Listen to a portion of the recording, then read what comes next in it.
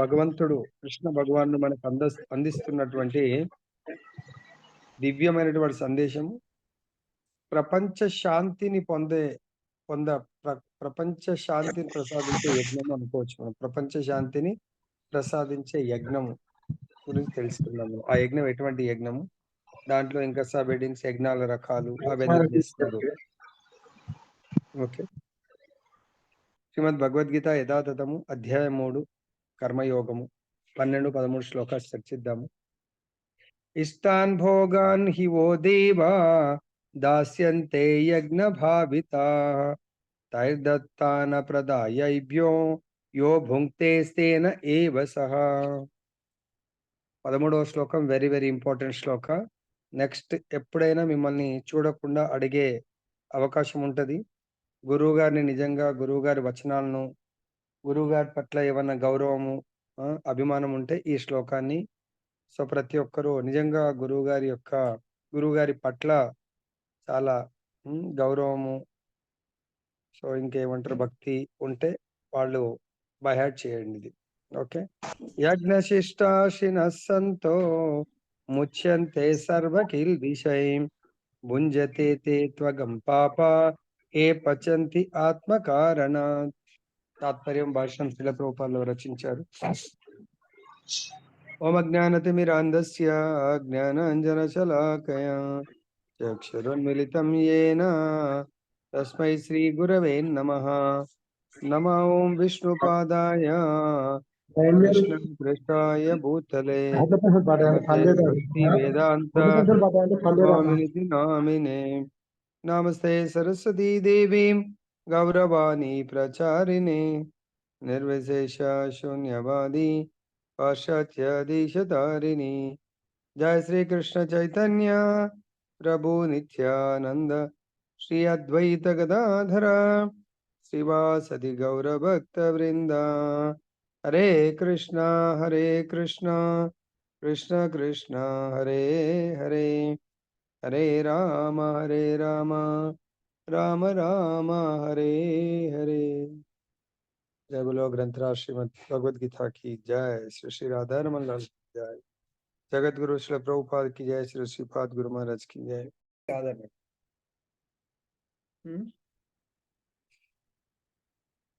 So ఇక్కడ అది immediate గా అప్లై చేయండి. ఈ క్లాస్ అటెంటివ్ గా వినమన్నాను కాబట్టి నేను అప్పుడప్పుడు వేస్టేజ్ కొరకు ఆఫ్ చేసిన స్టార్ట్ అయ్యేటప్పుడు కొంచెం చూడండి. ఓకే. సో కాబట్టి ఇక్కడ యజ్ఞము అంటే విష్ణువు, యజ్ఞం యొక్క లక్ష్యము విష్ణువు ప్రసన్నము. సో ఎప్పుడైతే మనం విష్ణువుని ప్రసన్నం చేసుకుంటామో ఈ బ్రహ్మాండం అంతా కూడా ప్రసన్నంగా ఉంటుంది. ఎలాగైతే ఎగ్జాంపుల్ కూడా చెప్పాను, ఒక మహావృక్షం ఉంది, మామిడి పళ్ళు పెద్ద, ఇప్పుడు మామిడి పళ్ళు సీజన్, పెద్ద చెట్టు ఉంది. మొన్న కూడా చెప్పాను, ప్రతి ఆ చెట్టుకు ఉన్నటువంటి ప్రతి ఆకు, ప్రతి కొమ్మ, ప్రతి పండుకు మనము నీరు పోయలేము, పోయాల్సిన అవసరం ఉండదు. సో దానికి నీరు కావాల్సింది మొదలు. అక్కడ నీరు పోసామంటే అక్కడి నుంచి సప్లై తను చేసుకుంటుంది. అర్థమైందా? సో అదే విధంగా మనము జీవన ఆవశ్యకములను దేవతలు మనకు అంటే ప్రసాదిస్తారు. దేనివల్ల? వాళ్ళు ఇచ్చేటువంటి ప్రతి వస్తువును వాళ్ళకు సమర్పించండి యజ్ఞ రూపంలో. ఒకవేళ సమర్పించినట్టయితే మనము దొంగలంగా, సపోజ్ మనమే కష్టపడి పని చేస్తున్నాం, మన దాంట్లోంచి ట్యాక్స్ కట్ చేస్తున్నారు. ట్యాక్స్ ఎప్పుడైతే కట్టడో, ఇన్కమ్ ట్యాక్స్ కానీ, జిఎస్టీ కానీ, సేల్స్ ట్యాక్స్ కానీ, కమర్షియల్ ట్యాక్స్ కానీ, ఇవి కట్టకపోతే ఏం చేస్తారు? మన పైన ఆదాయ పన్ను ఇన్కమ్ ట్యాక్స్ వాళ్ళు రైడ్ చేస్తారు. సో వాళ్ళు పట్టుకుంటే మనల్ని దొంగల కింద ముద్రించి మన యొక్క ఆస్తి జప్తు చేస్తారు. సేల్స్ ట్యాక్స్, కమర్షియల్ ట్యాక్స్, షాపులలో జిఎస్టీ కట్టకపోతే వాళ్ళు కూడా రైడ్ చేయాలి. మనం అనలేము అప్పుడు, నా కష్టాయితం నేను సంపాదించుకున్న మీకెందుకు కట్టాలి? అది ప్రభుత్వం యొక్క నియమం. సో మీరు ఈ ప్రపంచంలో వారి పరిపాలనలో ఉంటున్నప్పుడు వారు చెప్పినటువంటి ఆదేశాలను పాటించాలి, జీవించాలి, సుఖంగా జీవించగలము. సో అదేవిధంగా మనకు లేదు అంటే చోరుడు. అదేవిధంగా దేవతలు మనకు ప్రసాదిస్తున్నప్పుడు దేవతల ప్రసన్నం కొరకు యజ్ఞాలు చెయ్యాలి. నెక్స్ట్ దేవాదేవుడైన విష్ణువు తరపున జీవిత అవసరమును సమకూర్చుటకు వినియోగింపబడిన అధికారులే దేవతలు. దేవతలు ఎవరో గాదు. భగవంతుడు ఇప్పుడు రూలింగ్ పార్టీ సెలెక్ట్ అంటే ఎన్నుకుంటాము. ఎన్నుకున్న తర్వాత వాళ్ళు మీటింగ్ పెట్టుకొని ప్రైమ్ మినిస్టర్‌ని ఎన్నుకుంటారు. ఇక్కడైతే జస్ట్ ఎగ్జాంపుల్. కానీ భగవంతుడి విషయం అలా గాదు. భగవంతుడు ఎన్నుకొనబడేవాడు గాదు. భగవంతుడు శాశ్వతంగా సుప్రీమసీ. ఆయన దేవాది దేవుడు. ఆయన కింద దేవతలు మారుతా ఉంటారు. మినిస్టర్‌నైనా ఆ దేవతలనేవి పోస్ట్ ఎట్లయితే వరుణ్ దేవుడు అంటే నీటిని వాటర్ డిపార్ట్‌మెంట్ హెడ్ ఈసారి ఒకరుండొచ్చు. నెక్స్ట్ ఒకసారి ప్రళయం వచ్చిన తర్వాత నెక్స్ట్ ఇంకొకరు వాటర్ డిపార్ట్‌మెంట్‌కి హెడ్ ఉండొచ్చు. ఇంకొకరు ఎయిర్ డిపార్ట్‌మెంట్ వాయువు ఆయన వేరే ఉండొచ్చు. తర్వాత హ్మ్.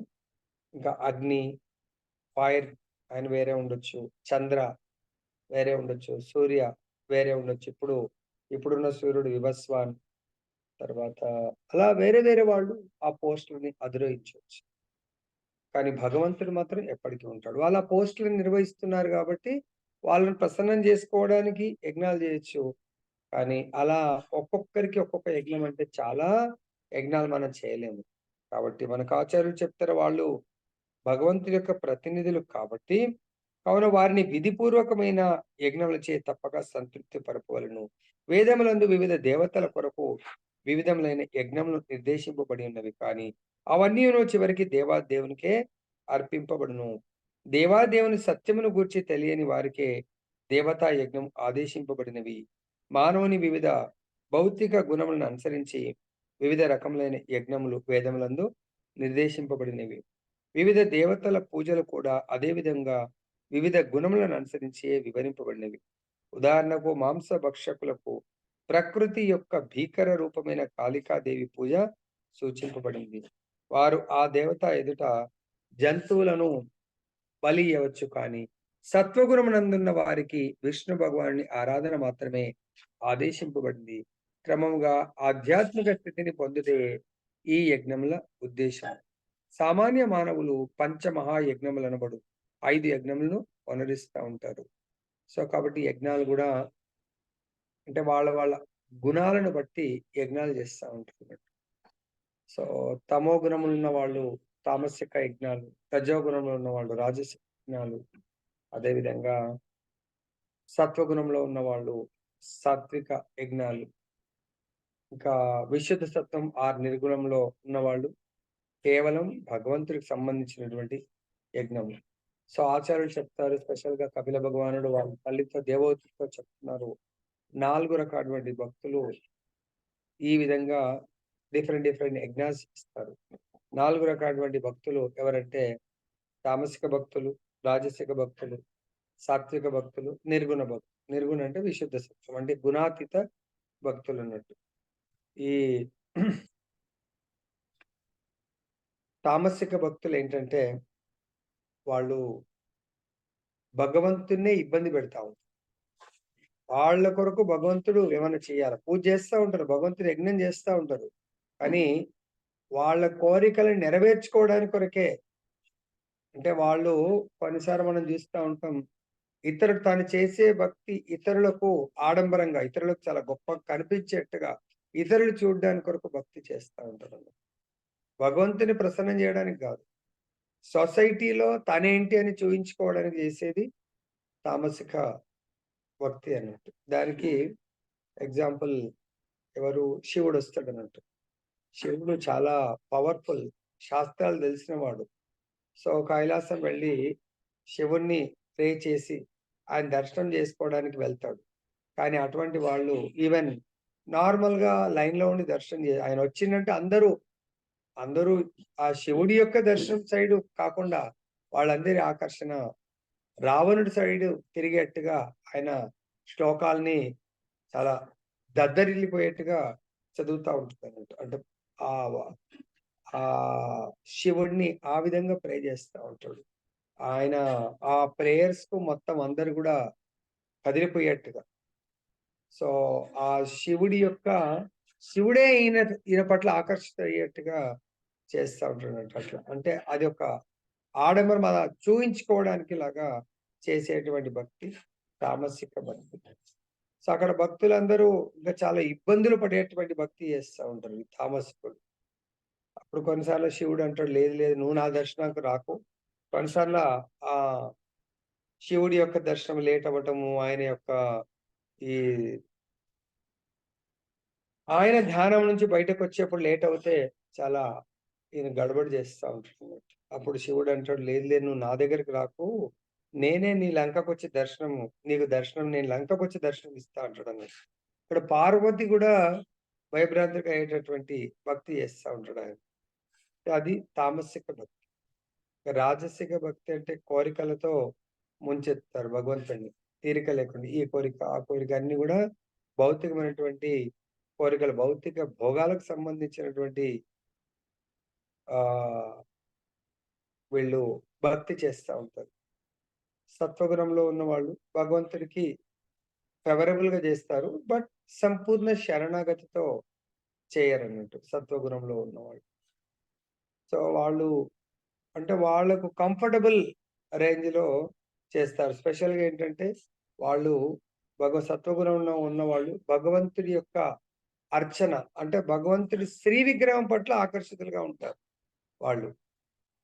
సో, ఒకసారి ఎవరో భక్తుడు ఆయన ఎవరు హ్మ్. ఒక భక్తుడు వాళ్ళు భగవంతుడికి సేవిస్తే సరిపోతది. ఇంక నేను ఎవరిని గూడా కేర్ జేయవలసిన అవసరం లేదు అనే మూడ్‌లో ఉంటారు. భగవంతుడిని సేవిస్తా ఉంటాడు. ఒక సంత్ వస్తాడండి. ఆయన్ని పట్టించుకోడసలు. సో, ఆయనని నెగ్లెక్ట్ జేస్తాడు. అలా భగవంతుడు అలా తన భక్తులని నెగ్లెక్ట్ చేస్తూ తనని సేవించిన వాళ్ళ పట్ల అంత పెద్ద ఆకర్షితుడు గాదు. సో, తనని నెగ్లెక్ట్ జేసినా పర్వాలేదు గానీ, తన భక్తులను చాలా కేర్ తీసుకునే భక్తులంటే చాలా భగవంతుడికిష్టం. ఓకే. వీళ్ళు పర్వాలేదు. కానీ భగవంతుడికి చాలా ప్రియమైన వాళ్ళు ఎవరంటే, తనకంటే కూడా తన భక్తులను అపరాధరహితమైనటువంటి సేవ చేసేవాళ్ళు భగవంతుడికి చాలా ఇష్టం. సో, ఇక్కడ అందు గురించే చెప్తున్నారు మనకు వివిధ రకాలటువంటి యజ్ఞాలు, పంచమహాయజ్ఞాలు. సో, దాంట్లో మనం చూసినట్టయితే బ్రహ్మయజ్ఞము అంటే భగవంతుడిని కొలిసే కొలుస్తారు వీళ్ళు సత్వగుణంలో. దేవయజ్ఞము, దేవతల్ని సేవిస్తా ఉంటారు. తర్వాత 3 పితృయజ్ఞము, 4 భూతయజ్ఞము, తర్వాత ఇంకోటేముంది మనుష్యయజ్ఞం మనుషుల్ని గూడా కొలుస్తా ఉంటారు. ఈ విధంగా ఆ! భూతయజ్ఞం అంటే జీవుల్ని, ఇతర జీవుల్ని గూడా కొలుస్తా ఉంటారు. వాళ్ళ కొరకు యజ్ఞం జేస్తా ఉంటారు. తర్వాత ఆయనను మానవ సంఘమునకు అవసరమైనట్టి జీవిత అవసరములన్నీయు శ్రీకృష్ణ భగవానుని ప్రతినిధులైన దేవతలచే సమకూర్చబడునని ప్రతి ఒక్కరు ఎరగవలెను. మానవులెవ్వరును ఏ ఒక్క వస్తువును సృష్టింపజాలరు. ఉదాహరణకు మానవులు భుజించెడి ఆహార పదార్థములను పరిశీలించినచో సత్వగుణ ప్రధానుడు స్వీకరించెడి ధాన్యము, పండ్లు, కూరగాయలు, పాలు, పంచదార మున్నగునవియే కాకుండా మాంసాహారులు భుజించెడి వివిధములైన మాంసము మరియు ఏదీను కూడా మానవుని చేత సృష్టింపబడలేదు. సో, కాబట్టి మానవ సంఘానికి అవసరమైంది ముఖ్యంగా ఆహారం. సో, మనం భుజించే ఆహారం దేన్ని గూడా మనము సృష్టించడం లేదు. ప్రతీది గూడా భగవంతుడి సృష్టిలో భాగము. సో, సత్వగుణం వాళ్ళు భగవంతుడు ఏదైతే మనకు బోధించారో ఆ ఆహారము ఏంటది? పత్రం, పుష్పం, ఫలం, తోయం. వాటిని సత్వగుణంలో ఉన్నవాళ్ళు భుజిస్తారు. అదే తమోగుణంలో ఉన్నవాళ్ళు మాంసాహారాన్ని భుజిస్తారు. వీటేవిటిని గూడా మానవుడు సృష్టించలేదు. అట్లే మానవ జీవిత అవసరములైన వేడి, వెలుతురు, నీరు, వాయువు వంటి దేనిని కూడా మానవులు తయారు చేయలేదు. దేవాదేవుడు లేకుండా సూర్యకాంతి, చంద్రకాంతి, వర్షము, వాయువు వంటివి కలగజాలవు. అవి లేకుండా ఎవరును జీవింపజాలరు. దీనిని బట్టి భగవానుడు కృపతో సమకూర్చు వస్తువుల పైననే మన జీవితం ఆధారపడి ఉన్నదనే విషయం స్పష్టమగును. చివరికి మనము నిర్వహించు కర్మాగారముల కొరకు కూడా లోహము, గంధకము, పాదరసము, మాంగనీస్ వంటి ఎన్నో వస్తువుల లేదా ముడి పదార్థముల అవసరము కూడా కలదు. ఈ వస్తువులన్నీయు భగవానుని ప్రతినిధుల చేత సమకూర్చబడుచున్నవి. అట్లు లభించిన వానిని తగినట్లు సద్వినియోగపరుచుకుంటూ ఆనందంతో ఆరోగ్యవంతులై ఆత్మానుభూతిని గూర్చి చింతించుచు జీవిత పరమ లక్ష్యమును అనగా జీవిత సంఘర్షణ నుండి విముక్తిని సాధింతురనడి ఉద్దేశము చేతనే వారట్లు మనకు సర్వమును అందించున్నారు. అట్లు చేసినచో జీవిత లక్ష్యము యజ్ఞాచరణచే సిద్ధించును. కానీ మానవ మానవ జన్మ లక్ష్యం విస్మరించి భగవానుడి ప్రతినిధులచే వసగబడిన వాటిని కేవలము ఇంద్రియ తృప్తికే వినియోగించు భౌతిక సంసారమునందే మరింత అధికముగా చిక్కుకొని బద్దులైపోవచ్చున్నాము. సృష్టి ప్రయోజనం అది కాదు. కనుక మనము దొంగలుగా పరిగణింపబడి భౌతిక ప్రకృతి నియమములచే శిక్షింపబడదుము. ఎటువంటి ప్రత్యేక జీవిత ఉద్దేశమును కలిగి ఉండనందున దొంగలతో నిండి ఉన్న సంఘమెన్నడును సుఖవంతము కాదు. సో, కాబట్టి ప్రపంచంలో అందరూ గూడా చోరులు, దొంగలతో కూడుకున్నది ప్రపంచం. అంటే తప్పుగా భావించకండి. ఇప్పుడు సపోజ్ మనం ఒక డ్రైవర్‌ని పెట్టుకుంటాం. సో, వాడు ఇంకా కార్ సార్ నా దగ్గర పెట్టుకుంటాను డే టైమ్ మీకు సేవ చేసి 6:00 మన ఇంటి దగ్గర ఆఫీస్ నుంచి ఇంటి దగ్గర వదిలేసి, సార్ కార్ పెట్టుకో అంటే, ఆ 6 తర్వాత వాడు మార్నింగ్ 6 వరకు క్యాబ్ నడిపించుకున్నాడనుకోండి, ఎవరైనా యాక్సెప్ట్ చేస్తారా? So, is cheating. వాడు దొంగతనం. మనకి కారెందుకు? సరే మనం డ్రాప్ జేసి ఇంటి దగ్గర పెట్టుకో మళ్ళీ మార్నింగ్ రా అని జెప్తే, నైట్ అంతా మళ్ళీ వాడు లేకుంటే ఇంకొకడికిచ్చి నడిపించిండనుకోండి. సో, మన వస్తువుని వాడి పర్సనల్‌గా ఉపయోగించుకుంటున్నాడు. ఆ వస్తువు మన సేవ కొరకే. అదే విధంగా మనకు దేవతలు అందిస్తున్నటువంటి ఏవైతే వసతులు, సదుపాయాలున్నాయో అవి భగవంతుడికి సమర్పించాలి. లేదా వాళ్ళ ద్వారా భగవంతుడికి. ఇక్కడ ఎవరైతే సాక్షాత్ ఆ భగవంతుడిని సేవిస్తారో, ఇక మళ్ళీ దేవతలందరికీ సమర్పించవలసిన అవసరం లేదు. Because they are representatives. ఇందాక చెప్పాను. టాక్స్ మనం ఇతనికి కట్టొచ్చు. డైరెక్ట్ మున్సిపల్‌లో గూడా వెళ్లి కడితే, అదే మనము మున్సిపల్ టాక్స్‌ని ఎలక్ట్రికల్ బిల్ గూడా కలెక్టర్ వస్తాడు. ఆయన కట్టిస్తే there is no meaning. So, కాబట్టి మున్సిపల్ టాక్స్ కలెక్టర్‌కు మున్సిపల్ టాక్స్ కట్టాల. ఎలక్ట్రికల్ బిల్ కలెక్టర్‌కు ఎలక్ట్రికల్ బిల్ కట్టాల. వాటర్ బిల్ కలెక్టర్‌కు వాటర్ బిల్ కట్టాలి. ఒకరిదొకరికి కడితే లాభం ఉండదు. ఇక్కడ అదే చెప్తున్నారు మనకు. మనం వాళ్ళ దగ్గర ఎలక్ట్రిసిటీ తీసుకుంటున్నాము, కరెంట్ బిల్ కట్టాలా. వాటర్ తీసుకుంటున్నాము, వాటర్ బిల్ కట్టాలా. అదేవిధంగా మున్సిపల్ టాక్స్ మనం వాడుకుంటున్నాం, కట్టాలి. ఆ విధంగా మనం టాక్స్ కట్టనేది ఎట్లా చోరలేమో, భగవంతుడి యొక్క రిప్రజెంటేటివ్స్ ద్వారా మనం వేడి, వెలుతురుని తీసుకుంటున్నాము, చంద్రకాంతిని తీసుకుంటున్నాము, గాలిని తీసుకుంటున్నాము. అదే విధంగా వరుణ్ దేవుడి ద్వారా సో, వర్షం ద్వారా నీళ్ళని మనము పొందుతున్నాము. ఈ విధంగా వాళ్ళకు వితౌట్ టాక్స్ వాళ్ళ గురించి గూడా ఆలోచించట్లేదు. కాబట్టి మనకు ప్రపంచమునందు మనం ఎప్పుడు చూడు మన జాబ్ అంటే కరెన్సీ ప్రింటింగ్ డబ్బుల కొరకు ఆలోచిస్తాం మనము, మన పిల్లలు. అరే! నేను ఇన్ని వసతులు నేను వాడుకుంటున్నాను. మరి నేను ఎవరికన్నా గ్రాటిట్యూడ్ ఉండాలనా వద్దా? కృతజ్ఞత. పూర్వము ఇంతకుముందు గూడా జెప్పాననుకుంటా. కృతజ్ఞత మనల్ని చాలా సేవ్ జేస్తుంది. పూర్వం ఒక కృతజ్ఞత దాస్ అనేవాడు ఉండేవాడు. సో, అతను ప్రతి దానికి కృతజ్ఞత జెప్తా ఉంటాడు. ప్రతీది గూడా ఏ చిన్నదానికి ఎవ్వరైనా పర్వాలేదు. చిన్నవాళ్ళు ఏమైనా సాయం జేసినా వాళ్ళకు సపోజ్ ఎవరైనా మన ఇంట్లోనే వాటర్ తెచ్చిస్తే థాంక్స్ అంటారు. లేకుంటే ప్రతీది ఆ విధంగా ఈవెన్ పశువులకు గూడా థాంక్స్ జెప్తాడు. ఆ విధంగా ప్రతి ఒక్కరికి గూడా కృతజ్ఞత తెలపడము అలవాటైపోయింది. ఒకసారి వాళ్ళ ఊరు వాళ్ళందరూ కలిసి సో, వేరే ఊర్లో వాళ్ళ ఊరతనిది మ్యారేజ్ ఉంటే అందరూ కలిసి ఎడ్ల బండ్లు కట్టుకొని వెళ్తారు. వీళ్ళ ఫ్యామిలీ గూడా ఒక బండి కట్టుకొని వెళ్తారు. అక్కడ వెళ్ళిన తర్వాత పెళ్లి అరేంజ్‌మెంట్స్ చాలా అద్భుతంగా ఉంటాయి. మీల్స్ చాలా బావుంటుంది. వాళ్ళ యొక్క రిసీవింగ్ చాలా అద్భుతంగా ఉంటుంది. ఇంక పెళ్లి అంతా అయిపోయిన తర్వాత పూజారి మంత్రోచ్చారణ చాలా అద్భుతంగా ఉంటుంది. అప్పుడు అందరింకా సరే, సరే బయలుదేరదామని బయలుదేరుతా ఉంటారు. ఈ కృతజ్ఞత దాస్ మాత్రం వంట వాళ్ళ దగ్గరికి వెళ్లి వాళ్లకు కృతజ్ఞత ధన్యవాదాలు చెప్పేస్తాడు. పూజారికి ధన్యవాదాలు చెప్తాడు. అలా పెళ్లి యజమానులకు వాళ్ళకు ధన్యవాదాలు చెప్తారు. ప్రతి ఒక్కరికి అలా. అందరింక ఈయన రాడమ్మా మేము వెళ్ళిపోదాం. ఆయన చెప్పినా గూడా అందరికి చెప్పాల్సిందే అని చెప్తా ఉంటాడు. అప్పుడు వాళ్ళు బయలుదేరుతారు. వేరే వాళ్ళ ఊరు బండ్ల వాళ్ళు ఇక వీళ్ళ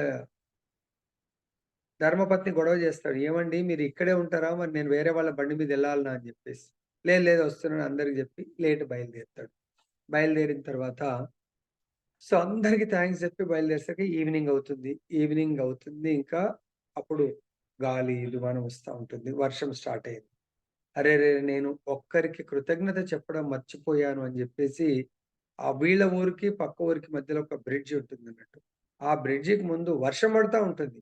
ఆపి కిందికి దిగి వాళ్ళ ఎద్దులకు రాముడు, భీముడు ఏదో ఉంటది. వాళ్ళకు ఆ రెండిటికి ఆ 2 ఎద్దులకు వర్షంలో తడుస్తూ కృతజ్ఞత జెప్తా ఉంటాడండి. మీరు చాలా మమ్మల్ని ఈడికి తీసుకొచ్చారు. మీరు మాకెంతో సేవ జేస్తున్నారు అన్నట్టుగా జెప్తా ఉంటాడు. ఆవిడంటది, "ఏమండి మీ పిచ్చి గాకపోతే వర్షంలో తడుస్తూ ఎద్దులకు గూడా కృతజ్ఞత చెప్పడం ఏంది? మీరు రండి." లేదు లేదు అవి మన కొరకు ఎంత సాక్రిఫైస్ చేస్తున్నాయి. నిన్న మీటింగ్‌లో ఎవరో అడిగిర్రన్నట్టు. ప్రభుజీ మరి గుర్రాలు మనల్ని మోస్తాయి గదా! గుర్రాల మీద వెళ్ళొచ్చా? మనము కేదార్‌నాథ్‌కు, తర్వాత యమునోత్రికి వెళ్ళొచ్చా? డోలి మీద వెళ్ళొచ్చా? మీ మనసులో కృతజ్ఞతా భావం పెట్టుకోండి దాని పట్ల. ఇతను గూడా చెప్పి వర్షంలో తడిసి వచ్చి ఇంక బండి ఇట్లా ముందుకు నడిపిస్తాడో లేదో పెద్ద వర్షము. బ్రిడ్జి మధ్యలో కరెక్ట్‌గా ఈయన ఒక 5 నిమిషాలు ఆపుంటాడేమో. వాళ్ళ గురించి ఆ ఎడ్ల గురించి ప్రైజ్ చేస్తూ. టన్నన బ్రిడ్జి కూలిపోతుందన్నాడు. పెద్ద శబ్దం. అప్పుడు వాళ్ళ భార్యొచ్చి ఆ భర్త యొక్క కాళ్ళ మీద పడి రోదిస్తది. "ఏవండీ మీరు మన ఎద్దులను, మనను రక్షించారు. మీరే కరెక్ట్ బ్రిడ్జికి ముందు ఆపి కృతజ్ఞత చెప్పకుంటే, మనం కరెక్ట్ సెంటర్ పాయింట్ బ్రిడ్జికి వెళ్ళేవాళ్ళము. ఆ ప్రవాహంలో కొట్టుకొని వెళ్ళేవాళ్ళమని" చెప్తుందన్నట్టు. ఇప్పటికన్నా అర్థమైందా? కృతజ్ఞత భావంతో మనం ప్రతి ఒక్కరి పట్ల ఉండాలి. అది నిజమైన మానవుడి లక్షణం. ఇంకా భక్తుల లక్షణం ఎలా ఉండాలి? ఇతర భక్తులను ఎప్పుడు గూడా ద్వేషించకుండా ప్రేమిస్తూ ఉండాలి. సో, కాబట్టి ఇక్కడ మనకేం చెప్తున్నాడంటే, అటువంటిది ప్రతిరోజు మనకు అనుకుచే భూమాతకు ప్రణామం జేయాలి. సో, సూర్యుడికి గూడా ప్రణామం జేయాలి మనం. సో, ప్రతీది గూడా మరి ఇంతమంది దేవతలకు మనం చేయలేం గాబట్టి, భగవంతుడు ఏం జెప్తున్నాడో నెక్స్ట్ శ్లోకంలో చూద్దాం ఇక్కడ. ఆ! సో, ఎవరైతే కృతజ్ఞత ఉండదో, ఎప్పుడు తన స్వార్థం కొరకు ఇతరుల యొక్క ఏమంటారు సంపదని గూడా హరించి వేసే వాళ్ళకు జీవిత లక్ష్యం ఉండదు. అంతేగాకుండా ఇతరుల సంపద, ఇతరుల యొక్క ఇతరులకు అశాంతిని కలిగించే వాళ్ళకేంటంటే, కేవలం వాళ్ళ లక్ష్యము అటువంటి వాళ్ళ లక్ష్యము ఇంద్రియ తృప్తియే ముఖ్య ఉద్దేశ్యము. యజ్ఞంను ఎట్లు ఆచరింపవలనో వారు ఎరగజాలరు కనుకనే అత్యంత సులభంగా నిర్వహింపబడే సంకీర్తన యజ్ఞమననే యజ్ఞమును శ్రీ చైతన్య మహాప్రభు ప్రారంభించిరి. కృష్ణ చైతన్య సిద్ధాంతమును అంగీకరింపగలిగిన ప్రపంచ జనులెవ్వరైనను ఈ సంకీర్తన యజ్ఞమును ఆచరించవచ్చు. సంకీర్తన యజ్ఞం అందుగురించే సంకీర్తన యజ్ఞంలో జీవులు మానవులే గాదు, ఇతర జీవులు పశు, పక్షాదులు గూడా ఉద్ధరింపబడతాయి. దీనికి మనం జూసాము. ఈరోజు మనం ఇస్కాన్ ఈ మూమెంట్‌లో ఉన్నామంటే, ప్రభుపాదుల వారు 1965లో అమెరికా వెళ్లి సెప్టెంబర్ మంత్‌లో అమెరికా వెళ్లి అక్కడ ఏ యజ్ఞము రోజు చేసేవాళ్ళు? సంకీర్తన యజ్ఞంతోనే ప్రారంభించారు. సంకీర్తన యజ్ఞము, జపా యజ్ఞము, భాగవత యజ్ఞము, గీతా యజ్ఞము, ప్రసాద యజ్ఞము ప్రభుపాదుల వారి యొక్క యజ్ఞాలివి. తర్వాత శాస్త్ర స్వాధ్యాయన యజ్ఞము, శాస్త్ర వితరణ యజ్ఞము ఇవి మనకు ఆచార్యులు బోధించినటువంటి యజ్ఞాలు. సో, ప్రభుపాద్ ఈ యజ్ఞాలు తీసుకొని వెళ్లారు. సక్సెస్ అయ్యారు. ముఖ్యంగా చైతన్య మహాప్రభు గోలోకం నుంచి తీసుకొచ్చినటువంటి గోలోకేర ప్రేమదన హరినామ సంకీర్తన. హరే కృష్ణ, హరే కృష్ణ, కృష్ణ కృష్ణ హరే హరే, హరే రామ, హరే రామ, రామ రామ హరే హరే. ఈ యొక్క హరినామ సంకీర్తన యజ్ఞం ద్వారా ప్రపంచం మొత్తాన్ని గూడా ప్రభుపాదుల వారు మార్చారు. సో, ఆ సంకీర్తన యజ్ఞంకు గూడా అందరూ పాల్గొనాలంటే మనం ఏం చేయాలి? ప్రతి ఒక్క మన ఇంటిల్లి మొత్తం పాటించాలంటే. నెక్స్ట్ శ్లోకంలో చెప్తున్నారు. యజ్ఞంన అర్పింపబడిన ఆహారంను స్వీకరించడం వలన భగవద్భక్తులు సర్వ విధములైన పాపం నుండి విముక్తులు అగుదురు. సో, సర్వ పాపములు మనకు తెలియదు. ఈ జన్మలో ఏమైనా పాపం చేశామా? పూర్వ జన్మలో పాపం చేశామా? మరి ఆ పాపాలు దాన్నేమంటారు? ప్రారబ్ధ కర్మ, పాపాల యొక్క ప్రారబ్ధ కర్మ, ఆగామి ఆ! ఇంకెన్నో పాప కర్మ మనతో పాటు సూక్ష్మ శరీరం ద్వారా ట్రావెల్ చేస్తా ఉంటదండి. మరి అటువంటి పాప కర్మను భస్మీపటలం చేసుకోవాలి అంటే భగవంతుడు ఎంత పరమ దయాలు అండి. చాలా సులభమైనటువంటి మార్గాన్ని ఇచ్చారు. కేవలము మీరు అన్న ప్రసాదాన్ని భుజించే ప్రతి ప్రసాదాన్ని భగవంతుడికి యజ్ఞము రూపంలో అర్పించండి. ఎప్పుడైతే మీరు ఆ భగవంతుడికి అర్పించినటువంటి ప్రసాదాన్ని తీసుకుంటారో సర్వ పాప ఫలములన్నీ కూడా అవి వాటి నుంచి ముక్తులం అవుతాము. తమ ఇంద్రియ ప్రీతి కొరకే ఇంకా రెండవ వ్యక్తులు అంటే రెండవ రకం వాళ్ళు. మొదటి రకం వాళ్ళు ప్రతిదీ భగవంతుడికి అర్పించి తీసుకుంటారు. లాస్ట్ లైఫ్ ఎలా చేస్తారో తెలీదు. ఈ లైఫ్ లో భగవద్గీత ఇప్పటికీ నాలుగోసారి, ఐదోసారి మనము శ్రవణ కీర్తనలు చేస్తున్నాము. అయినా కూడా కొంతమంది ఇంకా కూడా ఈ స్టేజ్‌కి ఎదగలేకపోతున్నారు. ఇక వాళ్ళ అదృష్టమా, దురదృష్టమా చూసుకోండి. వాళ్ళు ఏ కేటగిరీలోకి వస్తారు? తమ ఇంద్రియ ప్రీతి కొరకే ఆహారంను సిద్ధము చేసుకొని వారు కేవలము పాపమునే భుజిస్తారు. ఇక మా చుట్టాలు, బంధువులు, అన్నలు, తమ్ముళ్ళు వాళ్ళ కొరకు పాపం అంటే పాయిజన్. ఎవరైనా తాగడానికి సిద్ధపడతారా? మరి సిద్ధపడరు. సొంత వైఫ్‌కు కరోనా వస్తే ఫస్ట్ టైము "ఏం గాదు పర్వాలేదు.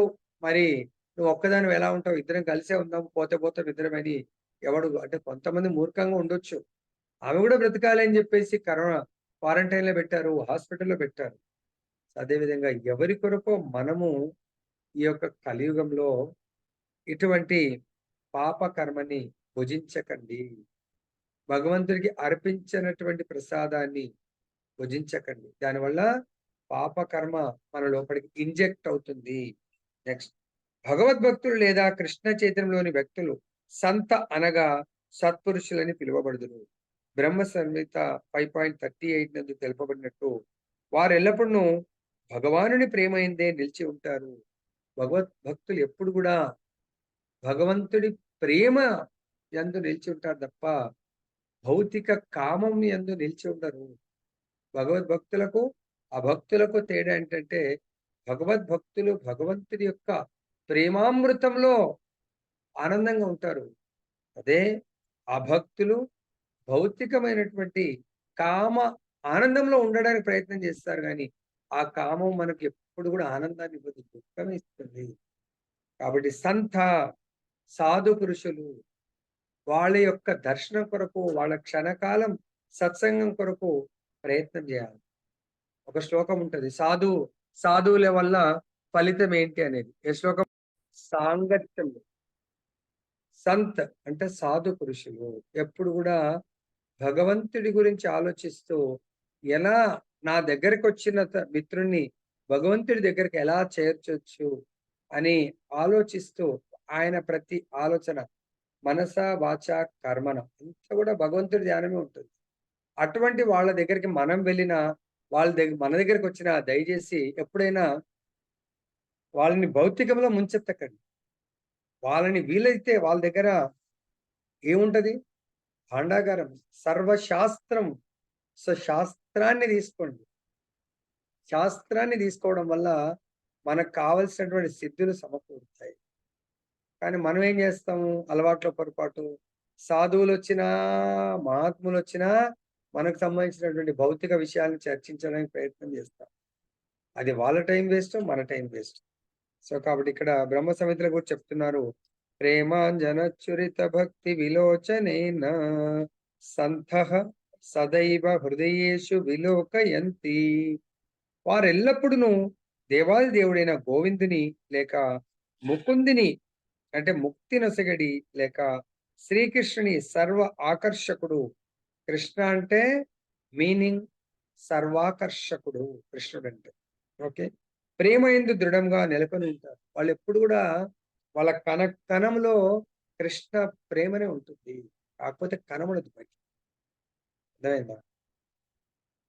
సో, కాబట్టి అటువంటి మహాత్ముల దగ్గర మనము తీసుకోవాల్సింది కృష్ణ ప్రేమ ధనాన్ని మనము తీసుకోవాలి. కనుక దేవాదేవునికి తొలుత అర్పింపకుండా దేనిని వారు స్వీకరింపరు. సో, కాబట్టి అట్టి భక్తులు మరి మనం అటువంటి శుద్ధ భక్తుల నిర్గుణ భక్తులు. సో, సాత్విక కూడా అది. సో, అటువంటి భక్తుల సంఘంలో మనం ఏం నేర్చుకోవాలా?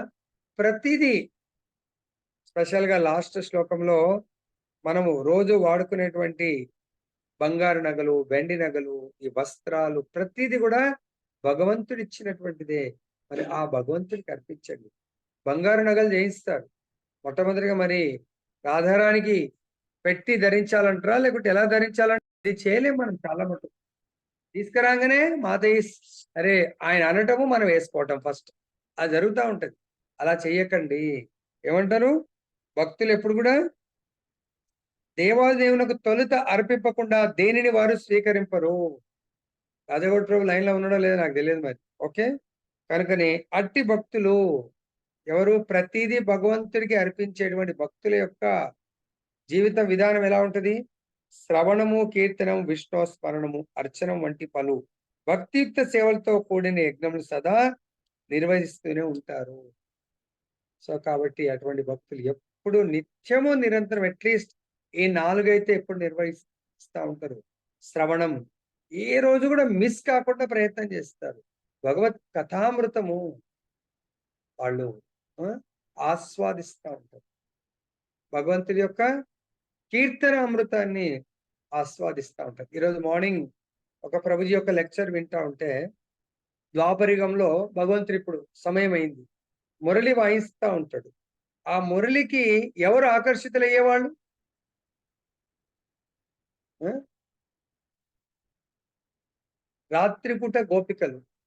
జస్ట్ మురళి వాయించంగానే అందరూ పరిగెట్టేవాళ్ళు. ఎప్పుడెప్పుడా ఇంట్లో పని చేసుకుంటూ ఇంకా కృష్ణుడి యొక్క మురళి సౌండ్ రాలేదని ఆలోచిస్తా ఉంటున్నాడు. ఎప్పుడు ధ్యాస అంతా అటే ఉంటుంది. సౌండ్ రాగానే అన్నిటిని వదిలేసి పరిగెడతా ఉంటాడు. డే టైమ్‌లో కూడా కృష్ణుడు మురళి వాయిస్తా ఉంటాడు. డే టైమ్‌లో కృష్ణుడు యొక్క మురళికి ఏవి ఆకర్షితులవుతాయి? గోవులు గోవులు ఆ? గోవులు గోవులు ప్రభు ఆవులన్నీ కూడా వచ్చేస్తాయి. ప్రతి ఆవుకు పేరు ఉంటదంట. పేరు పెట్టి పిలుస్తా ఉంటాడంట కృష్ణుడు. మురళి వాయించండి ఎక్కడెక్కడ దూరం ఉన్నా కూడా పరిగెత్తుకుంటూ వస్తాయి. మరి కలియుగంలో అదే మురళి ఉందా? మురళి నాదం ఉందా? ఆవులకు కృష్ణుడి యొక్క మురళి సౌండ్ ఫీడ్ అయిపోయింది. సౌండ్ ఇలా వినలేదో పరిగెడతాయంట కృష్ణుడి దగ్గరికి. గోపికల అటెన్షన్ అంతా కృష్ణుడు ఎప్పుడు మురళి వాయిస్తాడు, మేము ఎప్పుడు పరిగెత్తాలా?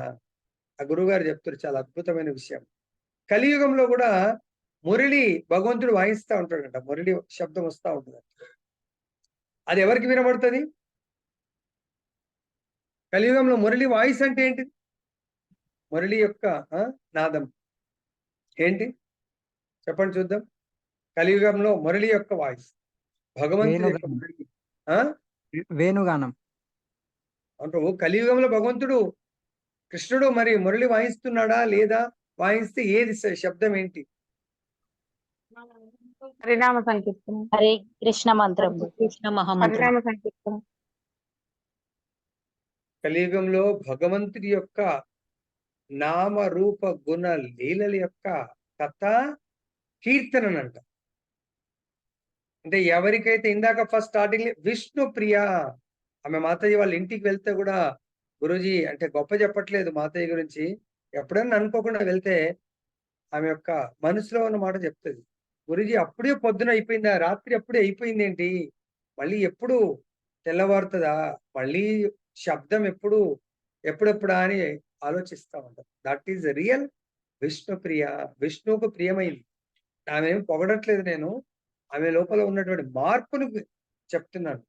అంటే ఎట్లయితే గోపికలు విష్ణు యొక్క మురళి శబ్దం ఎప్పుడు వినబడుతుందని వెయిట్ చేసినట్టుగా నిజమైనటువంటి భక్తియుక్త సేవ అంటే భగవంతుడి యొక్క మురళి యొక్క శబ్దాన్ని వినాలనుకునే వాళ్ళు భగవత్ కథామృతం పట్ల అటువంటి శ్రద్ధ ఉండాలన్న శ్రవణ శ్రద్ధ, కీర్తన శ్రద్ధ.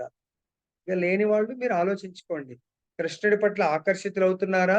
భౌతికం పట్ల ఆకర్షితులవుతున్నారా? కృష్ణుడి పట్ల నిజంగా ఆకర్షితులు అయ్యే వాళ్ళు కృష్ణ కథామృతం పట్ల ఎప్పుడెప్పుడు అని అప్పుడే ఒక క్లాస్ అయిపోతారు. అప్పుడు అయిపోయిందా?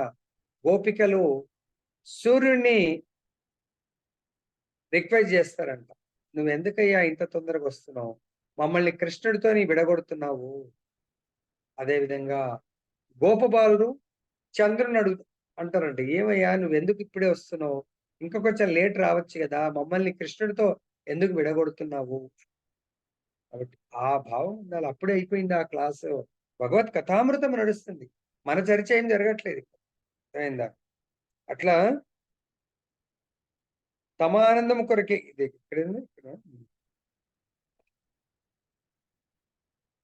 శ్రవణం, కీర్తనం, విష్ణు స్మరణం, అర్చనం వంటి పలు భక్తియుక్త సేవలతో కూడిన యజ్ఞములను సదా నిర్వహించునే ఉంటారు.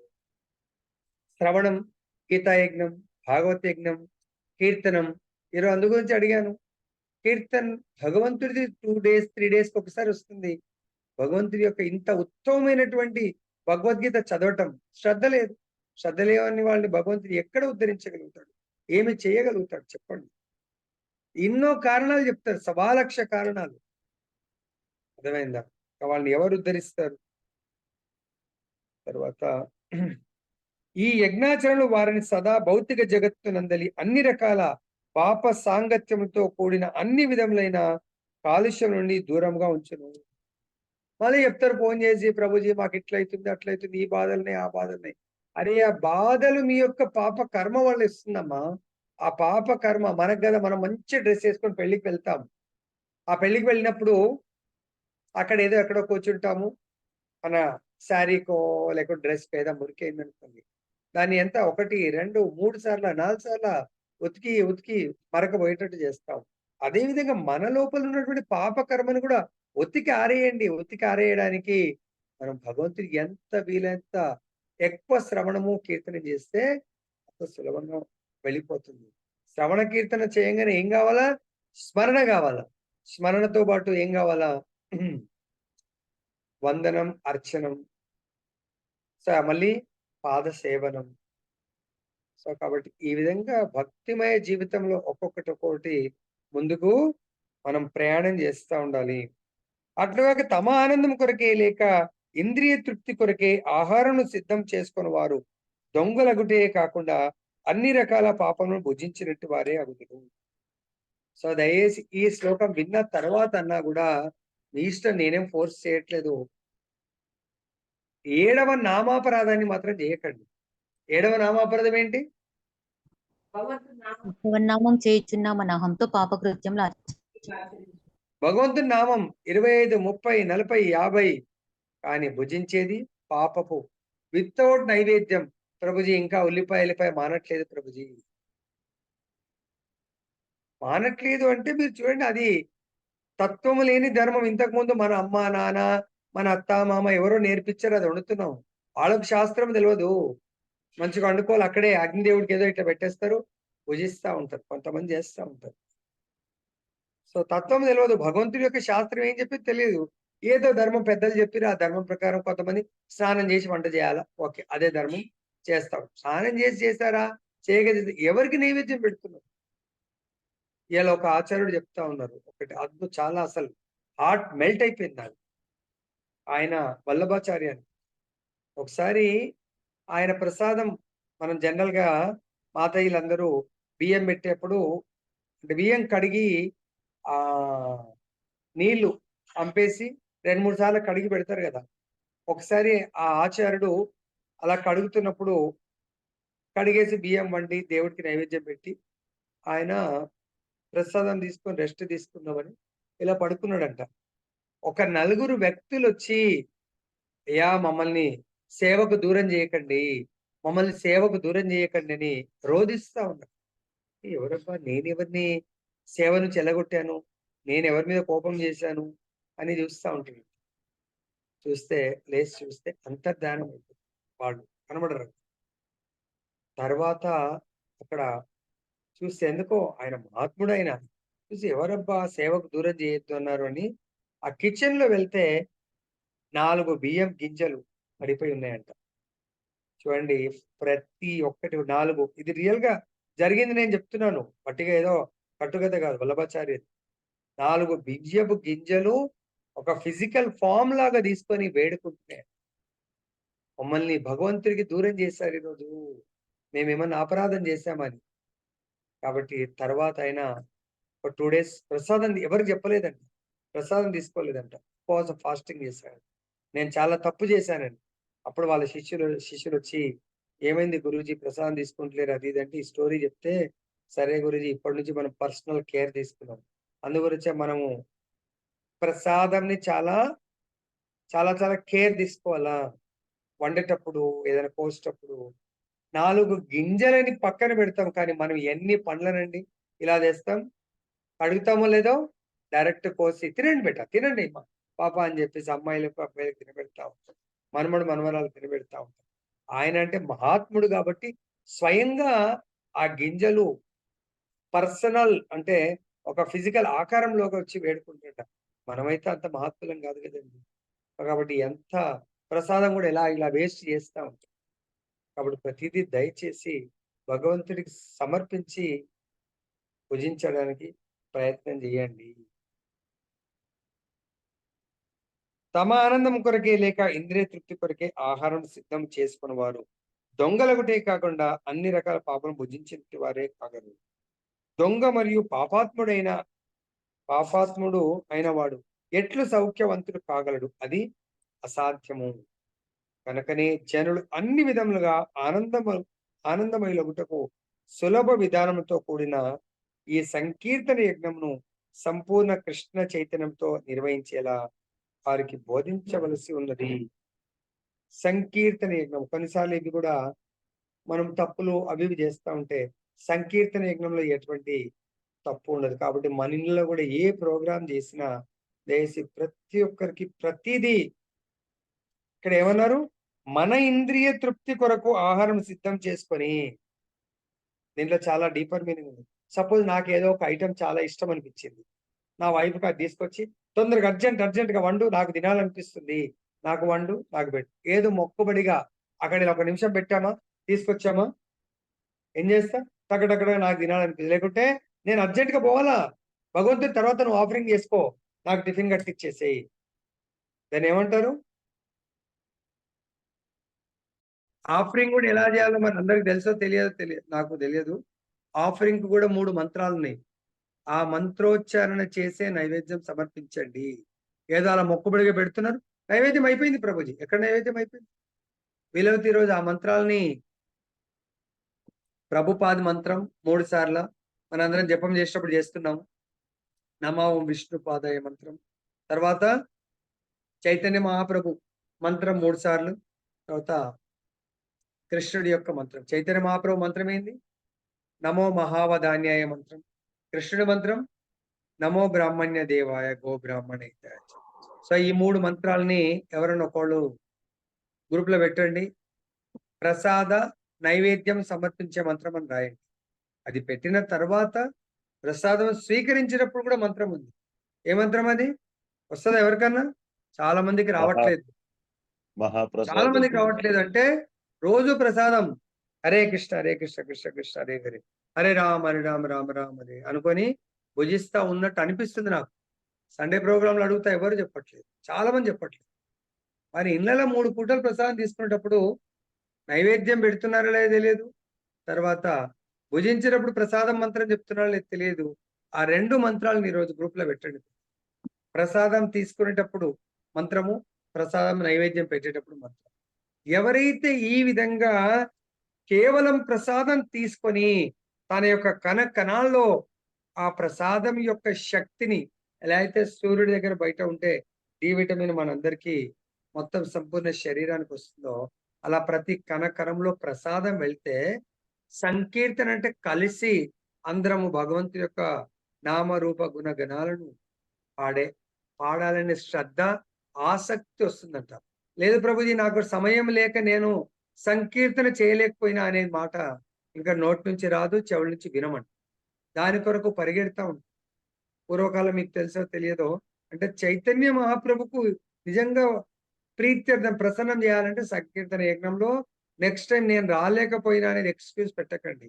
మేము అర్లీ డేస్ లో 2004, 5, 6లో అబిడ్స్ టెంపుల్ నుంచి మంత్లీ ఒక పెద్ద సంకీర్తన ఒక్కొక్క ఏరియాలో బస్సులో తీసుకెళ్ళి 1, 2, 3 బస్సులో తీసుకెళ్ళి అక్కడ ఆ కాలనీ వాళ్ళు పిలిస్తే అందరం విత్ ఫ్యామిలీ, మా పిల్లలు అప్పుడు చాలా చిన్నోళ్ళు, 2004లో పుట్టిన వాళ్ళు, 5, 6 1 year 2 years 3 years పిల్లలు 4 years పిల్లలు అప్పుడు కూడా మొత్తం ఫ్యామిలీ ప్యాక్ లాగా బండి టెంపుల్ దగ్గర పెట్టేది, అందరం కలిసి బస్సులు ఎక్కిపోయేవాళ్ళం. ఇప్పుడు ప్రోగ్రామ్ అది 6 to 8 సాయంత్రం ప్రోగ్రామ్. అక్కడ అయిపోయి ప్రసాదం తీసుకొని ఇంటికి వచ్చేసరికి టెంపుల్కి వచ్చేసరికి 8:30, 9 అయ్యేది. అక్కడ నుంచి ఇంటికి వచ్చేసరికి 10 అయ్యేది. ప్రభుజీ అన్ని గంటలు మేము రాలేం ప్రభుజీ, మా ఇంట్లో అది ప్రభుజీ ఇది మనం అంటారు. వెళ్ళేటప్పుడు 6 o'clock అంటే ఇక్కడ ఇంటి నుంచి 4:30, 5 o'clock బయలుదేరాలి. వెళ్ళి మళ్ళీ అక్కడ ఎందుకంటే బస్సులో ప్లేస్ దొరకాలి.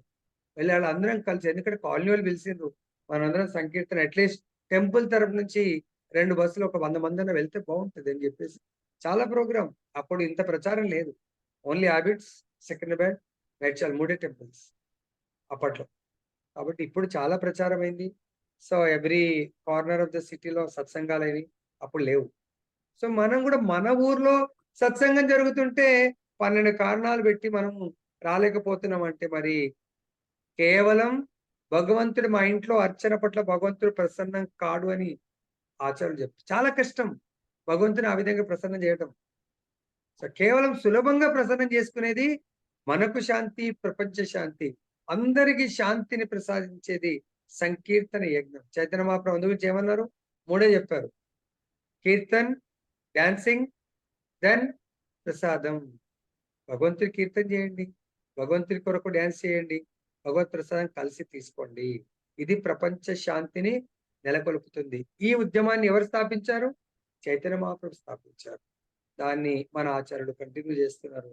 మనం కూడా దాన్ని ముందుకు తీసుకెళ్లి ప్రభుపాదులు అందు గురించే ప్రపంచం మొత్తం కూడా వసుదైక కుటుంబాన్ని స్థాపించారు. కేవలం సంకీర్తన మూమెంట్ ఇది.